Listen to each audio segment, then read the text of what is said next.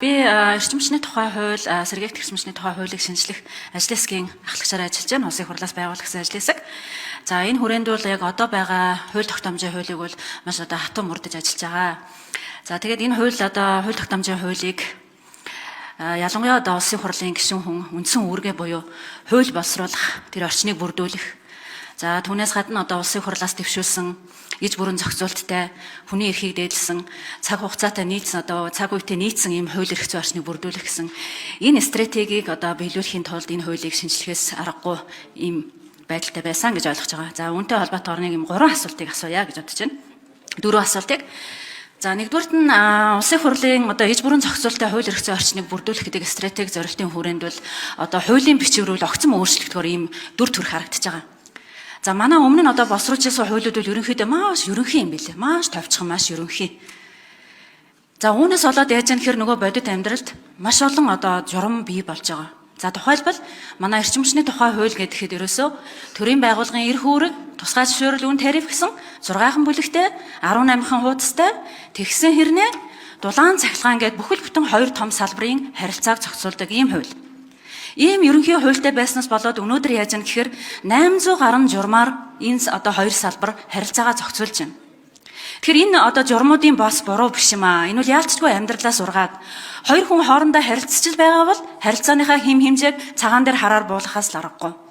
Тэгэхээр хуулийн дээр нь зохицуулж өгөөгүй болохоор амьдрал дээр энэ олон журам бий болчиход байна. Энд чинь одоо энэ салбарыг ямар одоо хууль эрх зүйн орчны хувьд тогтворгүй гэдгийг харуулдаг байгаа. За гэтэл манайхта яг ижил төстэй. Өөрөөр хэлбэл хэрэглэгчээ дулаанаар, цахилгаанаар хангах ийм асуудалтай. За одоо Казахстан улс, Эстон, Унгар, Дайн, Герман гэд энэ улсуудыг наривчилж судлаад үзэхэд энэ улсууд бие даасан дулаан цахилгааны хуультай. За дулааны хууль нэгэд ихтчин дор хаяж 5-аас 10 бүлэгтэй, 40-оос 50 хуудастай. За цахилгааны хууль нь гэх чинь дор хаяж 10-аас 20 бүлэгтэй, 100-аас 200 хуудастай. Өөрөөр хэлбэл энэ орнууд өнөөдөр бид нар журмаар зохицуулаад байгаа тэр харилцааг хуулиараа зохицуулж байна.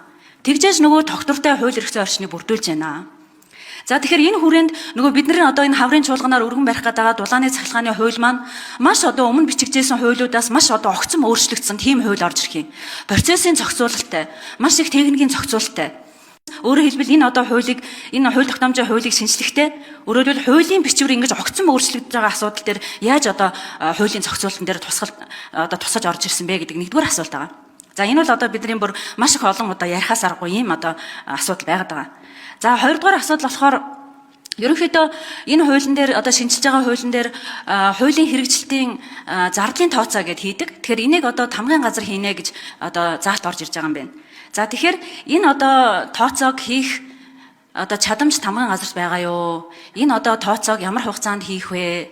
За ялангуяа бидний одоо боловсруулж байгаа дулаан цахилгааны хууль, ялангуяа цахилгааны хууль дээр бид нар цахилгаан эрчимчний зах зээлийг либералчлах маш нарийн зохицуулттай ийм одоо хууль оруулж ирэхээр төлөвлөж байгаа. Тэгэхээр зарлын тооцоог хийхин тулд энэ зохицуултуудыг нэлээд сайн ойлгох шаардлага үүснэ. Тэгэхээр энэ хугацааг одоо ямар хугацаатай хийх вэ? Чадамж байгаа юу гэдэг асуулт байна. За дараагийнх болохоор ерөнхийдөө хуулийн төсөл дээр бол олон нийтийн санал авах гэсэн зохицуулт байсан. Тэгэхээр энэ хууль дээр болохоор энэ одоо олон нийтийн санал асуух дээр ямар зохицуултууд одоо өөрчлөгдөж орж ирсэн бэ гэж.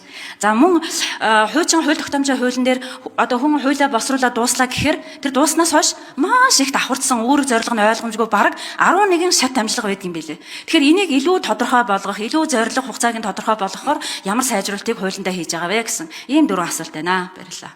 Яг та яагаад энэ хууль орж ирж байгааг бүр айгуу сайн яг салбарынхаа юу дээр харин ёстой хэлээд өглөө. 4 хуудас хуультай. Тэгээд дараа нь хичнээн журамтай. Тэгтэл чи ямар нарийн зохицуулалттай салбар билээ. Одоо Их Британийн чи Energy Act гэдэг байдаг баха. Ингээд тэр хууль чи айгүй нарийн зохицуулалттай байж идэг. Тэгтэл манайд бол журам гэхлээр тэр журмын чинь эрх зүйн үр дагавар дараа нь хариуцлага тооцох гэхэд хүртэл өөр болчихж байгаа байхгүй юу?